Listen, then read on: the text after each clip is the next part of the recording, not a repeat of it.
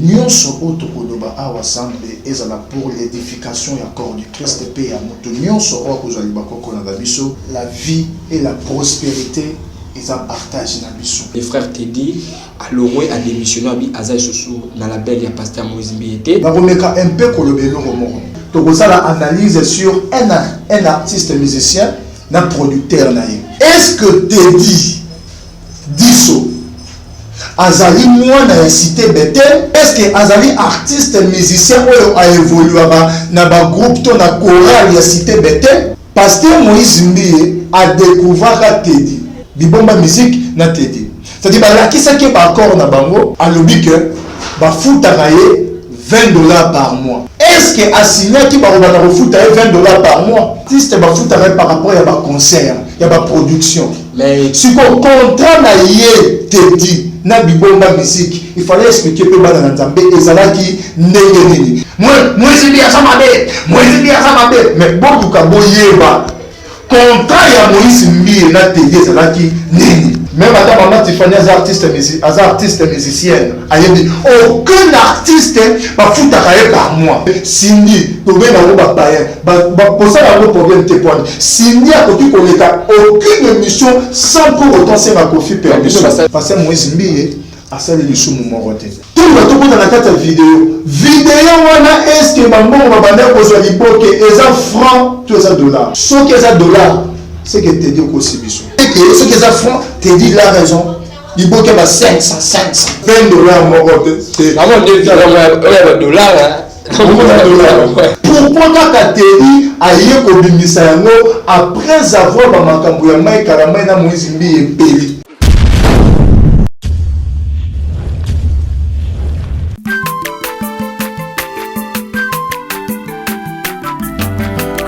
Mwana moto te po akosangai abongwani pete po awangana Nzambe ya le Nazarien, le Nazarien, le Nazarien, le Nazarien. Bana kitoko koma mokondima atako babakola ki mafuta na musakoli lelo ya yobolingo bateli le Nazarien. Lipamboli oyo mona na katembeni mama kantelobi kolapye mapapu masope mafuta tokokesitana longo na Nzambe oyo mabenga na makomi Fada, thank you Fada. Nous sommes toujours aux orales Libako, Yakwanda Bisso, na 4 chaînes Abinyo Nazarien TV, na 4 émissions d'Abinyo Table Sainte, vous a présenté par votre humble serviteur Dadi Mukwaya. Je tiens toujours à vous remercier d'être branché sur votre chaîne, les Nazarien TV. Le nom la Table Sainte, Nazana invité les bienvenus. Et l'évangéliste est le bienvenu bien au Kapinga. Il est soigné par rapport à faire. Il y a pasteur Moïse Mbiye na Teddy au bout de des années qui dans la belle il y a pasteur Moïse Mbiye a aussi démissionné à l'ongwe la belle après ça qui va proposer selon ni à l'ongwe la belle ni salami à l'ongwe la belle mais je suis avec l'évangéliste bienvenu bien non il y a des tous à resal analyse selon ma propos à Teddy de éviter sur l'évangéliste dans un pour les pasteurs Mbiye pour frère Teddy. Donc avant de présenter l'évangéliste, bienvenue bien nous. Dans c'est na région vraiment cantique au pendant ça la bana nzambe le comme le soir comme on la servante de Dieu Maman Tiffany et puis on se retrouve après cette chanson. Alléluia. Merci le roi de rois.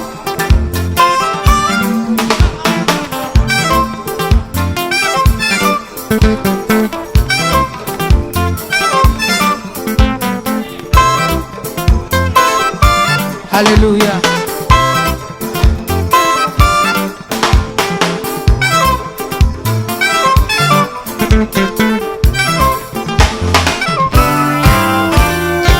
Tombola maboko na yo likolo. Lakisa maboko na yo.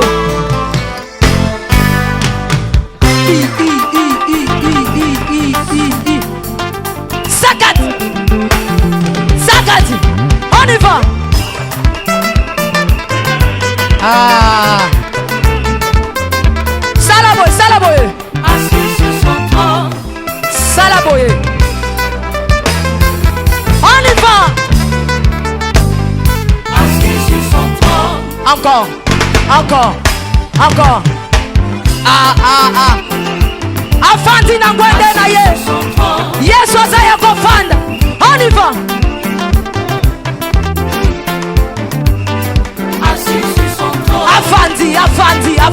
Afandi.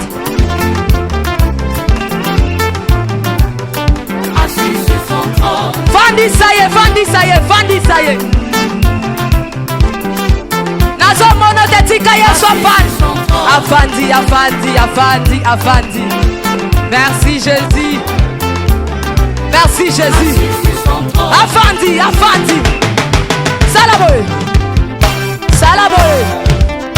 Salaboye. Gatela Yesu le sako. On y va. Gatela.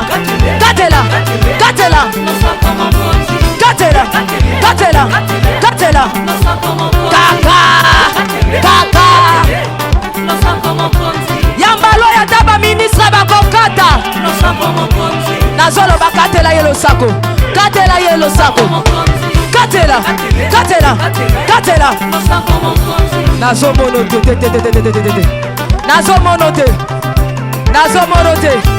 Nazo monote. Salango boye. Dose. Tolobi à tout. Yoka. Merci. Tolobi boye. Yambaloyo. Ataba ministre bakokata. Ataba généraux bakosala nini? Ataba ministre bakosala nini? Ataba président. On y va.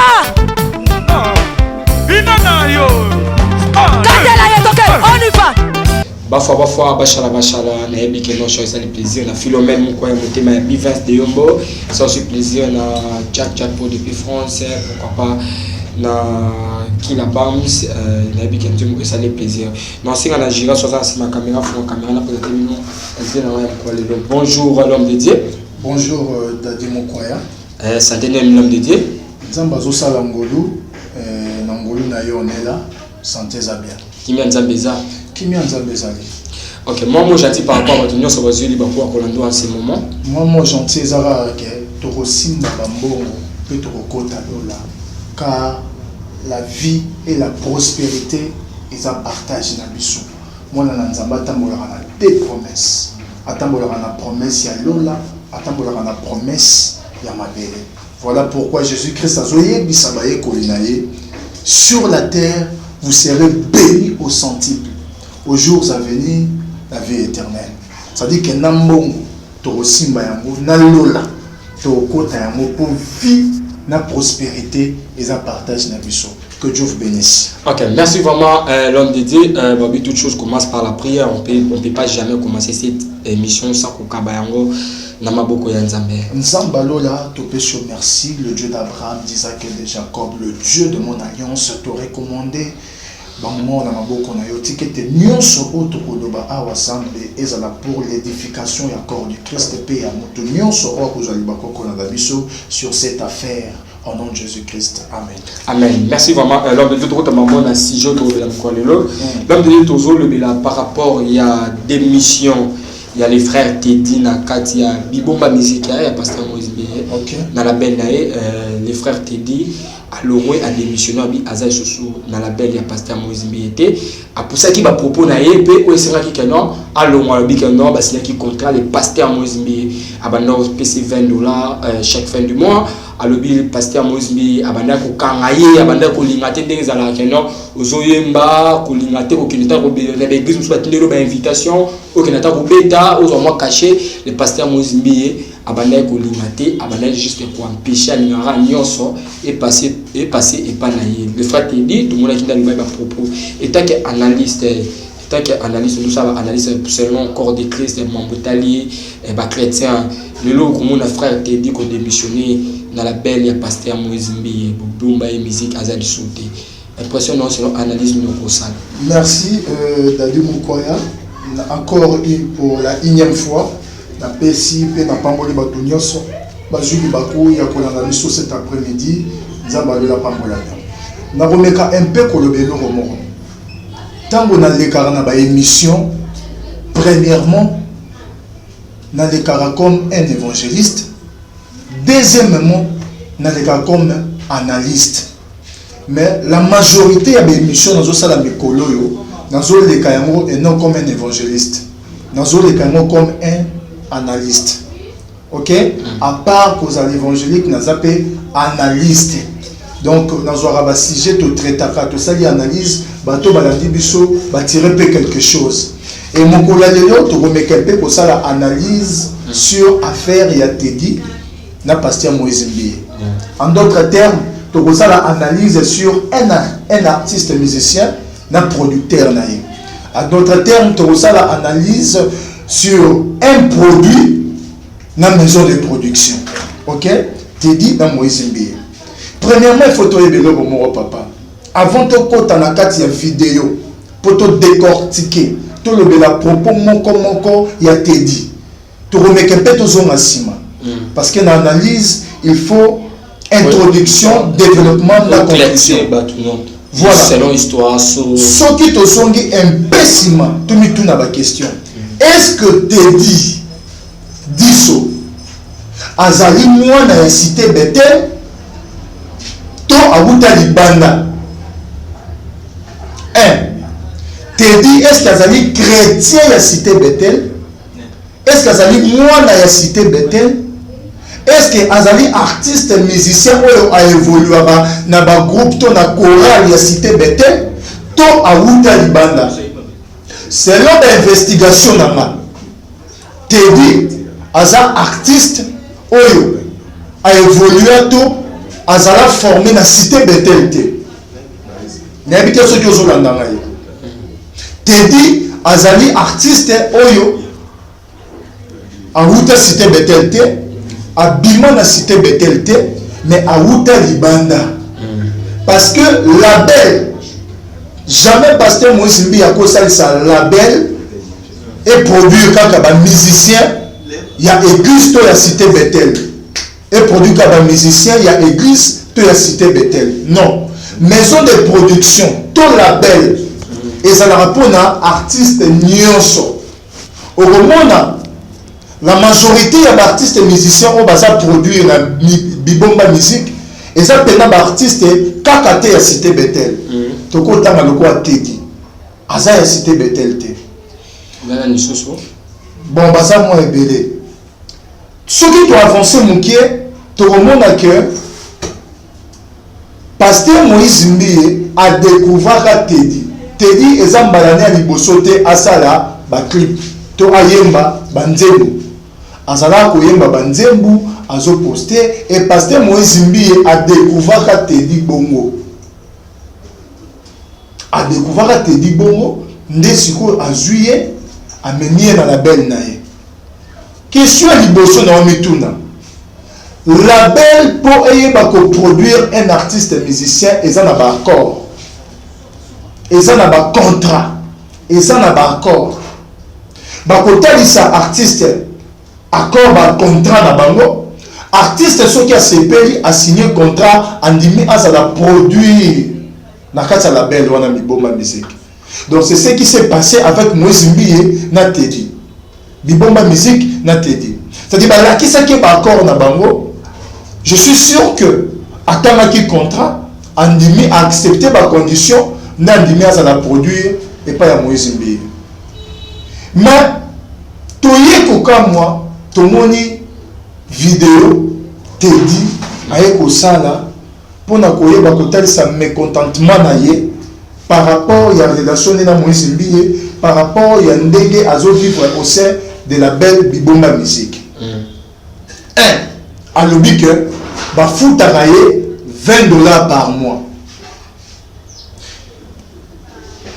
Nazoni muke na l'objet que artiste nyonso ezala ya mokili ezala ndenge tokabola bango ezala ya nzambe quand bien même que na ba musicien ya nzambe bakoma kosala ko mabe koleka ya mokili mais bango tout baza ba artiste ezala bazo produit un artiste nyonso avant à accepter kokota na label il faut attendre un contrat et ça na label mon côté ezanga statut Ils ont la belle mon côté, ils ont un contrat.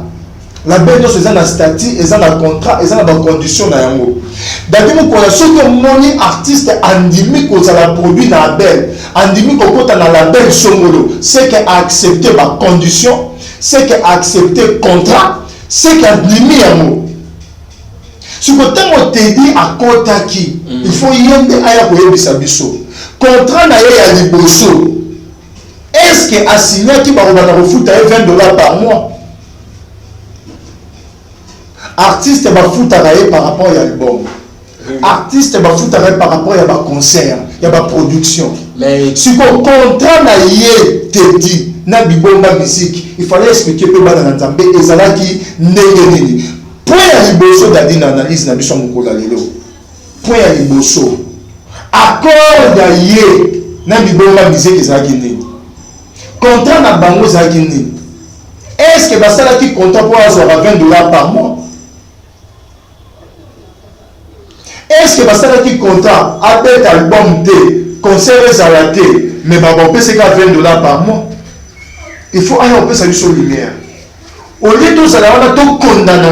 Ma bé a congolais années. Et un homme téma ma bé de tout ça, la maman de roi va soba. Moi, c'est bien ça ma bé. Moi, c'est bien ça ma bé. Mais bon, tu as beau yéba. Contrat ya Moïse Mbi na télé, c'est là qui nini.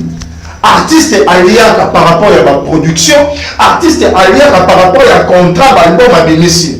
Ce qu'on te dit, à Bimisi, je crois, 2 chansons. Dans 2 chansons à Bimisi, contrat na Moïse Mbi et Zalara qui nini. Bah, vous foutez par rapport à 2 chansons. Bah, vous foutez après un concert. $20 on a par mois, ça qui a dit.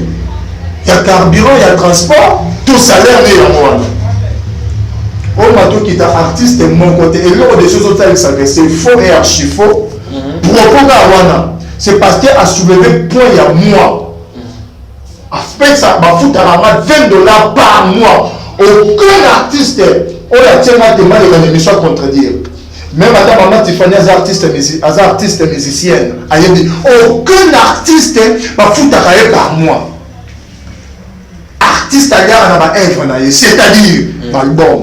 Ma chanson, na ma production. Il y a des chansons, album T, ma single, avec single, 2 chansons. Content na bango na single les Guinée. Le nom na mbongo na biso dadi, ba CDT kamaraté. Pour la piraterie ça. Ba artiste ba komisa nzambe pour apesa mundele moyen ya osala YouTube. Et bien l'artiste va vivre dans YouTube ma vie. Si on est dans le soulevé point de tout ça qui contrat par mois. Est-ce que tu dis contrat qui va foutre par mois? Et ça par rapport au ça arrive aussi sur le OK la bureau bien qui sont contrat en autre ça au moins OK c'est bon signer le contrat ça arrive mais on la gloire sous la contrat et comme on la derrière contrat comment ça mambo ça tu dis avant de répondre yo tu dis à lobby na ba propos na ye a signé qui compte Moussousou, à Moni Mara Moussousou. Ouais, tout le monde te voit le bien noté, mais tout le monde la vie. Et pas ça, mais c'est pas papa. Si c'est le cas, bah signer content Moussousou. À combien de monde à Mara Moussousou, c'est que Pasteur Moïse Mbi, c'est un escroc. Je le répète. Ce qui va signer ça qui te dit, content Moussousou. A combien de vivre Mara Moussousou, et ça escroquerie. C'est que Bibomba Musique, et ça association, il y a des escrocs, parce que Moïse Mbi, c'est un escroc. Mais ce qui est bon noté, que Teddy par exemple a signé contrat sans qu'il attende, c'est qu'il a mis Zoba.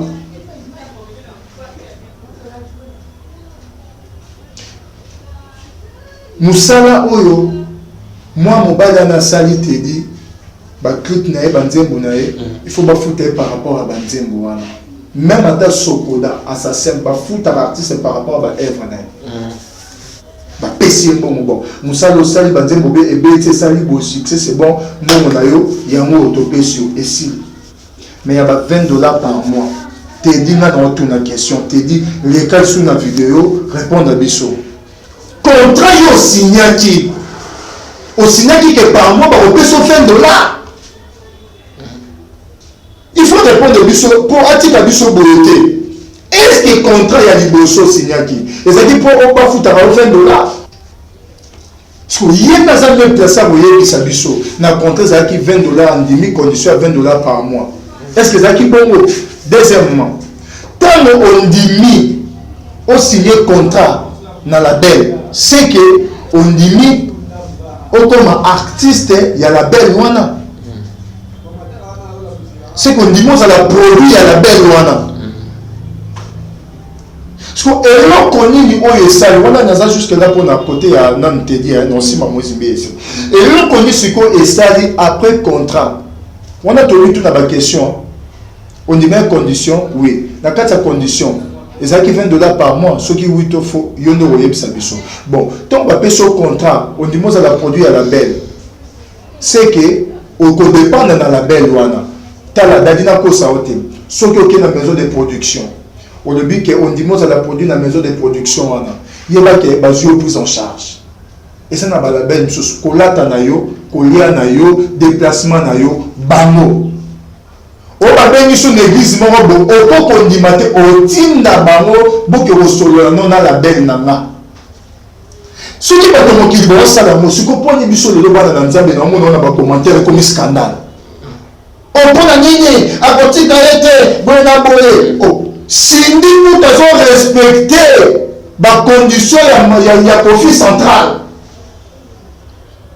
À cause de la quantité des réseaux sociaux, il faut qu'au fil central, nous allons informer. Cindy, pour bien avoir un païen, pour ça, il y a un problème de témoignage. Cindy a aucune émission sans pour autant c'est ma coffee permission. C'est là, malin, mais la baisse, c'est du business. Ça n'a rien à voir avec la chrétienté. C'est du business. Il y a une différence. Dans le Bible, il y a Kaïsala, il y a Nzambe, on est un business.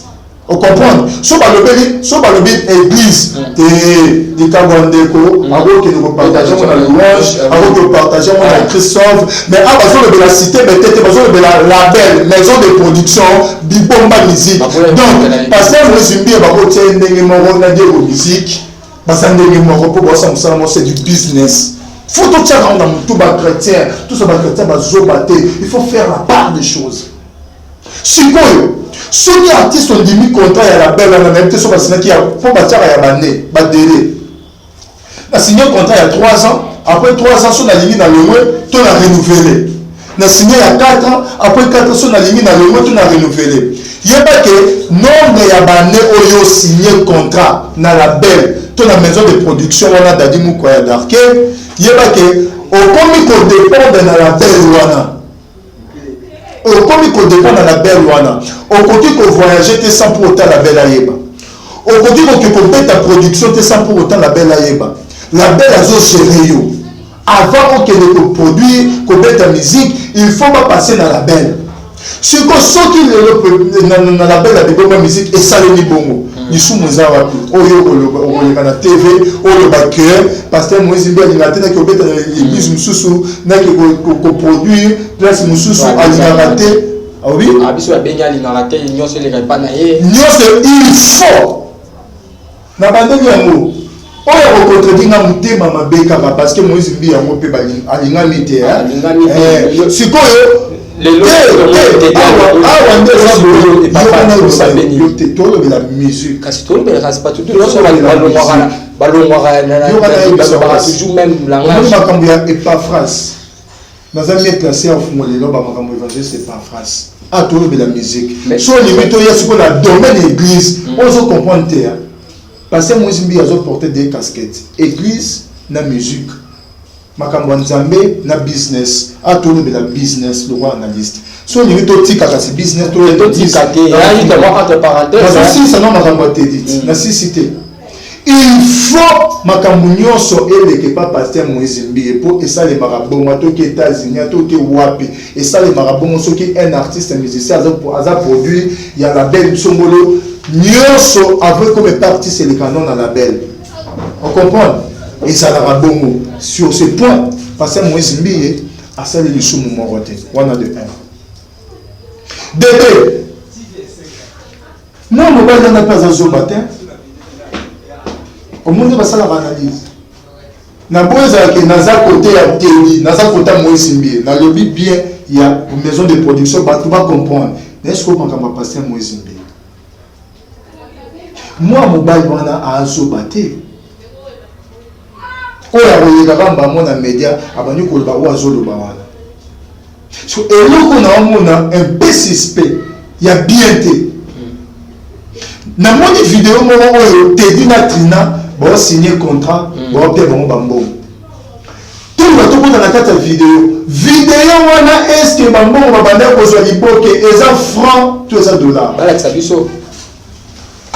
Alain qui a calé le bourg en cette vidéo.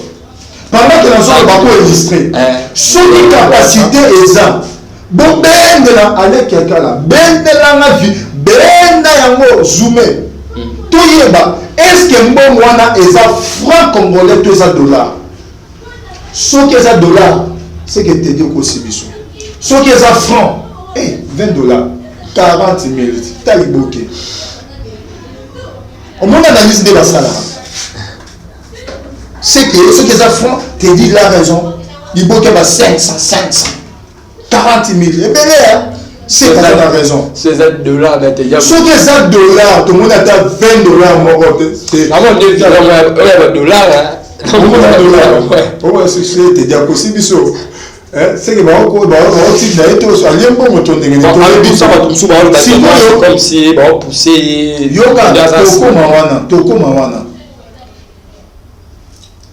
ceux qui eza dollar to fond wana de toyeba vérité à l'écran. Mais si comme on a tuna nzembo ali bosse bombi lelo papa lelo nzembo ne beti ba continue na deuxième clip nalingaka yo nzembo mo kitoko. Pourquoi pendant tout ce temps, Teddy Disso, tu étais où pour dénoncer ces choses? Pourquoi Kaka? Parce qu'il analyse le temps et époque et contact. Pourquoi Kaka Teddy a eu Kobimisa yango après avoir bamakambo ya mai karama na Moizimbi et Peli na yoko bamakambo? Ce qu'on parle là, on me soulever ni. Ce qu'on parle là, c'est comme si que moi na wana Teddy c'est comme si Azamwana. L'émission moi la prophète Joël Francis. Joël Francis c'est un petit frère, il faut tout soumettre. Aza petit frère. Teddy Azamwana na biso, il faut tout soumettre. Et c'est comme si que Aza poussé et pas à Badou pour aller au à l'Obiwana. Yoka, même si la chose elle est vraie, attends ma Eza solo. Hein? Pourquoi Abimisa on a un moment où c'est que vérité on a zo bimisa, Batuma va tindi qui a bimisa yango. Peut-être. Ah, yopé, aux en a makamu morobo, au bomba, aux en a réalité morobo, au monde en a bomba musique. Oui, le bas yango, bimisa yango, ba pousser épée, c'est possible épée, ba côté l'épée bon. C'est possible. Mais en tout ça, dans mon coussé, ils ont raconté les sabatou, tous ont apprécié ta koloba. Teddy na Moizimbi, ils ont relation et artistes, musiciens, producteurs. Ceux qui artistes et musiciens, andimés à la produit et pas producteur dans la maison de production, c'est accepter ma condition. Condition ni, les abois, tu connais qu'on gère. Tu as gérance, il y a carrière, tu as pendant contrat, pendant 3 ans. On comprend? Donc, kolia na yo, kolata na yo, au bando dépend na biso, avant de se déplacer, photo yeba. Ce qui va te proposer, on va mettre en église, au concert, il faut pas les pas na biso. Ah, bon l'église, l'église. Moi, caché ça, ma monnaie personnelle. Mon frère, ça, on s'est dit, on était là, carrière, on est concerté, on dit, tout le monde, ils ont concerté, concert, on est fou, la belle. parce que concert ata la contrat boye il faut que tu aies concert mais la église boye c'est dimanche to bien ici faire la chose te donne sur moi dire boye concert voilà il faut qu'à cacher wana il faut les gars pas il faut les gars dans la belle na éviter yo parce qu'on a un bisa différence ya musicien à gospel alors dans le biboye différence ya musique au bobengaka ya ba na ko benga bango ya mokili te biso tout ça ya mokili quand même au bango ba beta ba yembela mokili biso to yembela nzambe malgré to yembela pe nzambe en esprit te en vérité te tout c'est beau différence ya ba fani hein dans un exemple nan différence ya ba fali na ba mama Tiffany ezani différence ezani fali abetaka okotikala ka jamais komona fali ayo beba yo benga beta na cité bete akobeta partout sauf l'église si go artiste ya gospel bango ba concert ezalaka moins landela ou ba yebison ba concert boye ba ezalaka moins plus ba ya rande na ba église c'est-à-dire que église eza lié à production na bango. Est-ce que nous sommes comprendre? Et ça lié à la production na bango. Balobi boye déplacement nyonso ya artiste ceux qui osa produit ya label. Il faut label et yeba. Il y a un moment où artiste a ebele ba boya ba makambo ya label, ebele ba sala ba carrière solo na bango. Et ça va te dire Trina yo ka da Trina beta concert. On va da Trina que non beta l'église somolo para. Na mona da des affiches ne ba bek ça quelque part. Oui, na mona quelque part. Moi c'est bien bi bomba musique yebi, producteur na ba moi c'est bien yebi. Ce que producteur a le but oui kende. Non, ko kende te. Ayebi le pourquoi. Pesa contrat na bino moko. Ndeko salaki. Mais ce qui n'a pas de contrat, bosinaki que malgré na signé dans un contrat na te dit mais nazali artiste libéral.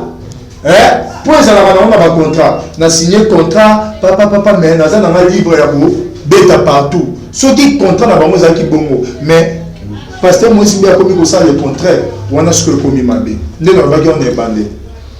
Ok, merci vraiment l'un des deux de cette émission analyse. Nous sommes arrivés à la fin de notre émission. Numéro contact, soit votre contact au besoin.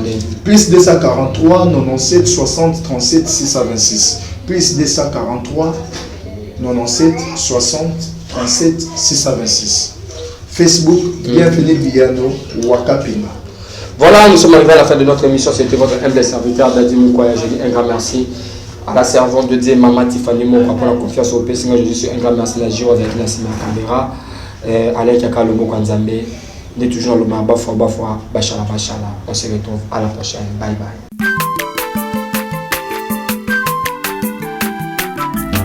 Azamwana motote, Boako Sangai, Abongwani Pete, Boa Wangana, Zambe le Nazarien. Le Nazarien.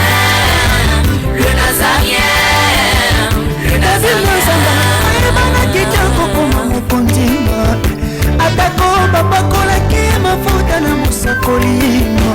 Lelo ya yobolingo bateli le Nazareth. Lipamboli oyo mona na katempeni mama kantelobi.